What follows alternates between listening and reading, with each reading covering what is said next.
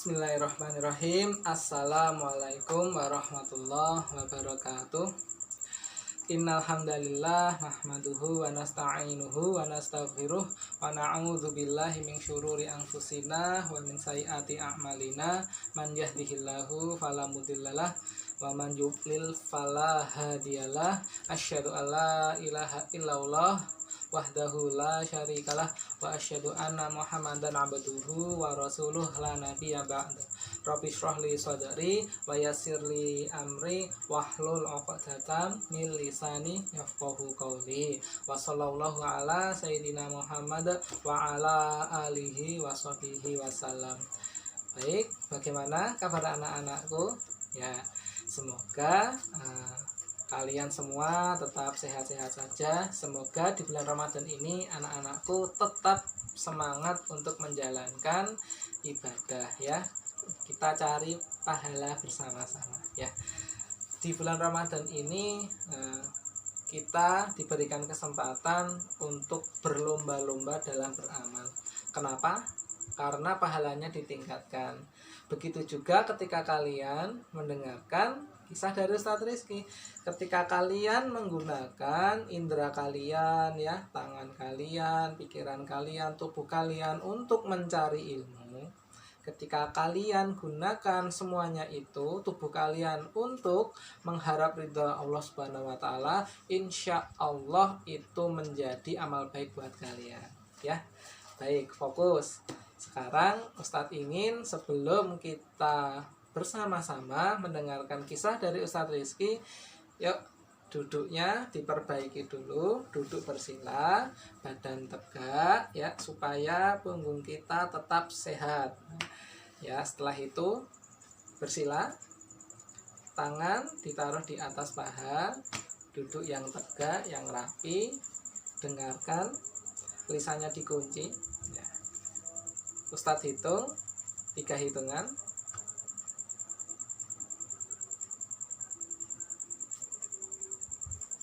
Ya, Gus.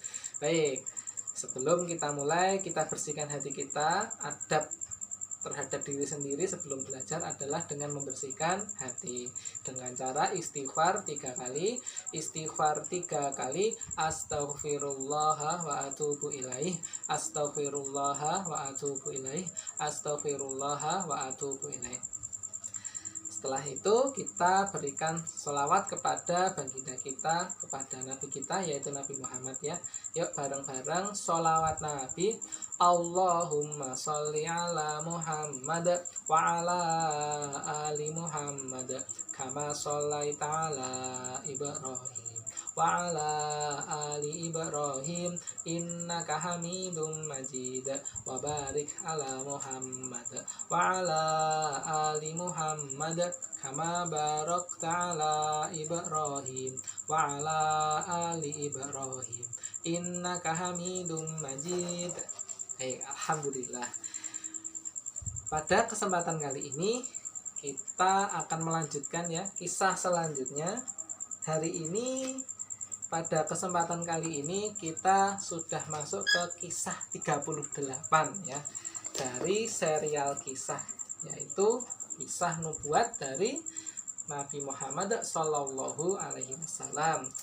Pekan kemarin kalian belajar kisah ke-37 ya.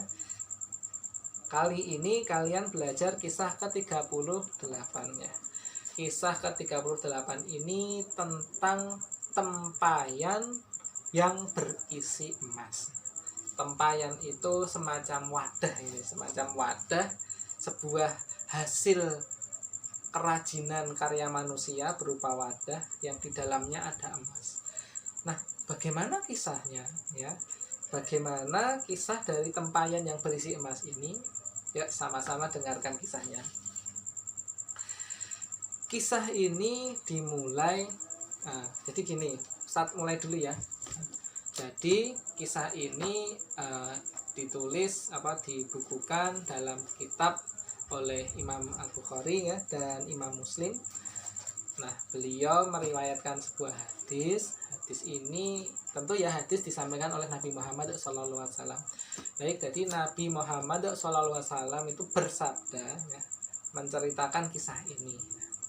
Ustadz akan menceritakan kisah ini supaya kalian bisa memahami dengan bahasa kalian ya. Jadi begini kisahnya.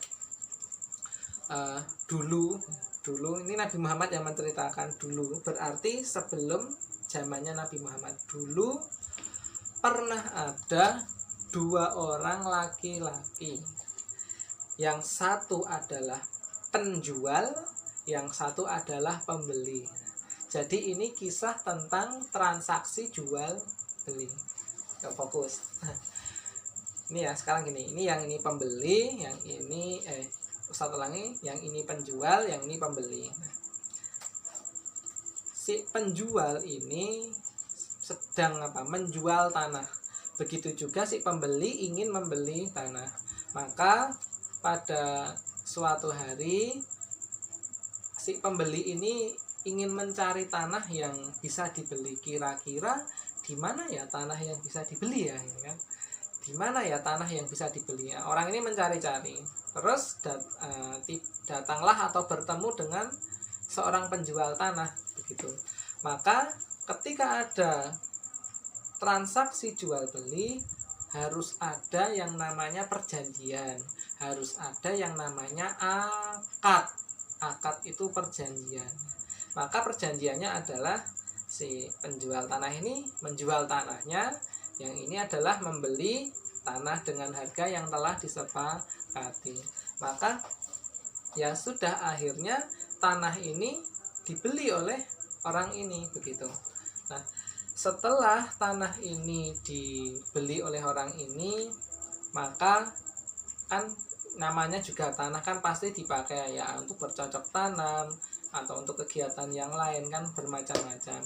Suatu hari pembeli ini mencoba menggali tanah, coba digali. Ternyata ketika menggali tanah hasil belian tadi, orang ini menemukan sebuah tempayan, sebuah wadah. Jadi bukan sembarang wadah. Wadah ini bentuknya seperti sebuah kerajinan tangan ya. Kalau kalian ingin tahu hasil kerajinan tangan, coba kalian bisa berkunjung misalkan ke kerajinan yang ada di Kasongan. Itu kan ada kerajinan tanah tuh, dari tanah liat itu bisa. Atau kalau kalian mau cari contoh kerajinan tangan tuh seperti apa toh, contohnya vas bunga itu kan kerajinan tangan ya kan. Apalagi ada guci, itu juga kerajinan tangan.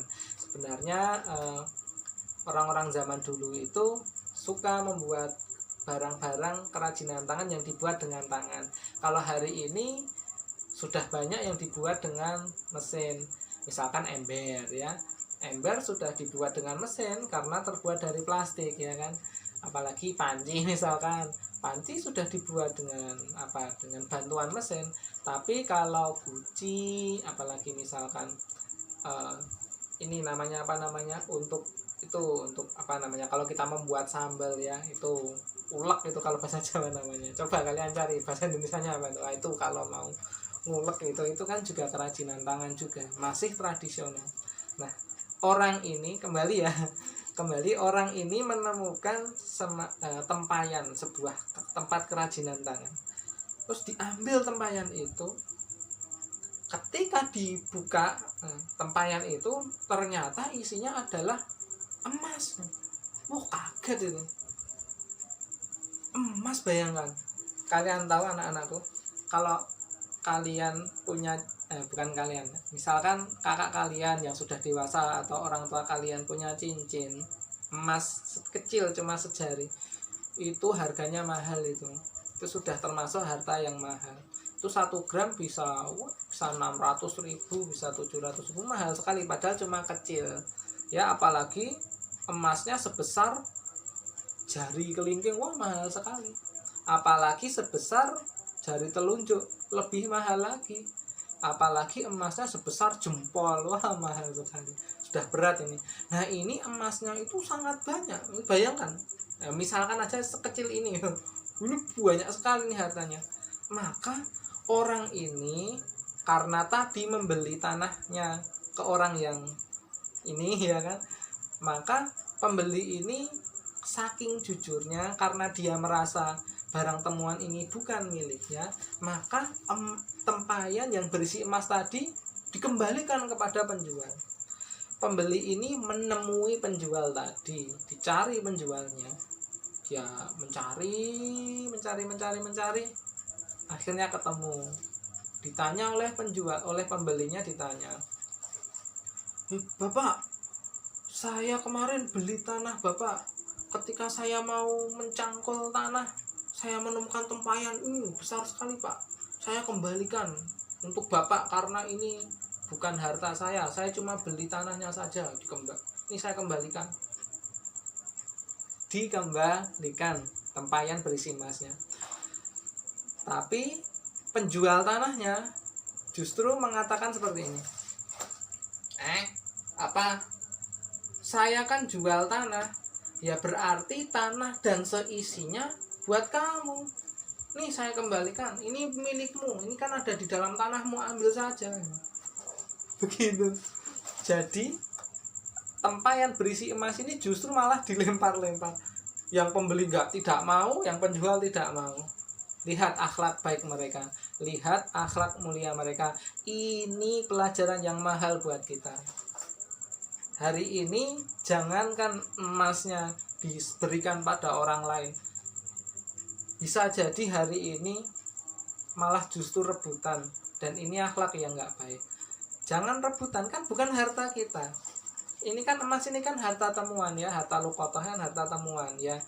Kalau harta temuan kan aslinya kan bukan milik kita, kan kita nemu ya kan, bukan milik kita kan. Ya kalau bisa ya dikembalikan. Dan ini benar, pembelinya mengembalikan kepada penjual karena pembeli ini hanya beli tanah saja. Tetapi penjualnya juga punya pendapat yang kokoh. Loh, saya cuma menjual tanah, ya tanahnya yang buat kamu, isinya buat kamu. Yo, bagaimana kalau kalian coba? Bagaimana cara memecahkan masalah ini? Ya kan? Ini dua orang soleh semua, ya. Bukan rebutan. Orang soleh tidak pernah merebutkan hasil barang temuan. Orang soleh pasti akan mengembalikan barang temuan ini kepada pemiliknya. Nah, masalahnya barang ini tidak tahu punya siapa. Nah, ya gimana? Ayo, coba pikir. Bagaimana ya kira-kira? Nah, dua orang ini, yang pembeli sama penjual, selain mereka akhlaknya baik, selain mereka akhlaknya sholih, mereka juga cerdas. Mereka cerdas, pinter. Maka mereka berdua mencari seorang hakim. Hakim itu orang yang bisa memecahkan masalah. Hakim itu orang yang bisa menengahi masalah. Hakim itu orang yang bisa memutuskan masalah. Bisa memutuskan, bisa mengatasi, bisa memberi solusi. Namanya hakim. Hakim pasti lebih cerdas lagi. Kalau cari hakim yang cerdas. Nah, dua orang ini sudah pinter, hakimnya lebih pinter. Maka dicarilah seorang hakim. Dua orang ini cari hakim. Tempayan berisi emasnya di bawah. Nah, setelah dua orang ini menemui hakim, nah akhirnya cerita orang ini ketemu sama hakim ya. Pembelinya cerita, wahai Bapak Hakim, saya ini beli tanah. Setelah saya gali ada emasnya. Ini bagaimana Bapak? Saya kembalikan ke penjualnya, penjualnya tidak mau. Penjualnya tidak mau kalah. Pak Hakim, saya ini jual tanah. Ya, saya jual tanah beserta isinya. Saya tidak peduli kalau ada emas, ya itu milik dia. Dia kan yang beli tanah. Ya saya berikan, itu bukan hak saya. Itu bukan hak saya juga. Itu bukan hak saya. Itu bukan hak saya. Itu bukan hak saya. Itu bukan hak saya. Wah, malah berdebat, tapi baik ini karena tidak rebutan. Ya, hakimnya karena cerdas ya, dan karena dia juga soleh, dia orang yang beriman, maka hakim ini memberikan solusi. Sudah ketemu solusinya? Coba Ustadz hitung ya, 5 hitungan. Coba kalian pikirkan ya. Ustaz hitung 5 hitungan ya. Ustaz juga mikir. Ya, coba hitung. Dipikir.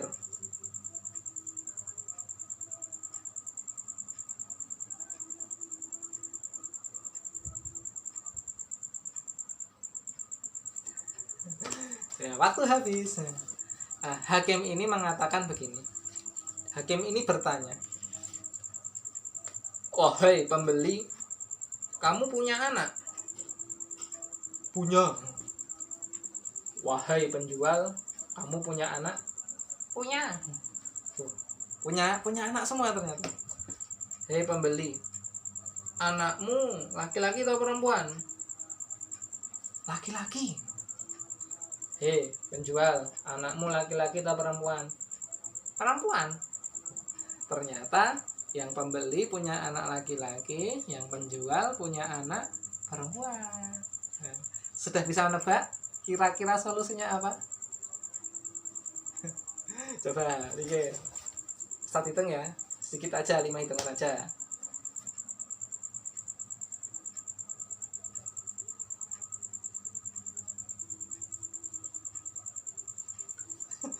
Waktu habis. Dengarkan ini pelajaran yang sangat mahal ya, pelajaran yang sangat mahal dari orang-orang soleh pada zaman dahulu. Dengarkan, ini hanya untuk kalian loh ini. Ya, buat pemirsa juga yang menyaksikan video ini ya, dimanapun semuanya berada. Dengarkan anak-anakku. Hakim ini akhirnya memutuskan seperti ini. "Hei pembeli, kamu punya anak laki-laki. Wahai penjual, kamu punya anak perempuan. Maka aku minta kalian menikahkan anak kalian, laki-laki dengan perempuan. Nikahkan. Terus tempayan yang berisi emas tadi berikan kepada mereka." Selesai masalah. Sudah selesai masalahnya. Loh, itu kalau orang cerdas dan selalu dekat dengan Allah, Allah mudah sekali memberikan solusi buat hakim tadi. Keren toh? Nah, itu inspirasi supaya kita menjadi orang yang soleh dan cerdas ya. Soleh saja tidak cukup, harus cerdas. Cerdas saja tidak cukup, harus soleh. Jadi harus soleh dan harus cerdas. Nah, jempol buat kalian ya. Nah, itulah solusi, itulah keputusan dari hakim. Bagaimana hakim ini bisa memberikan solusi yang sangat cerdas sekali buat dua orang ini. Akhirnya apa? Akhirnya emas yang ditemukan tadi bisa bermanfaat untuk kedua anaknya. Selain emasnya bermanfaat, hubungan antara pembeli dan penjual semakin dekat, semakin baik. Nah, itu kisah yang luar biasa yang bisa kita ambil hikmahnya bersama-sama. Kali ini Ustadz akan membacakan beberapa hikmah yang dituliskan oleh Dr. Umar Sulaiman Al-Ashqar dalam buku kitab ini ya.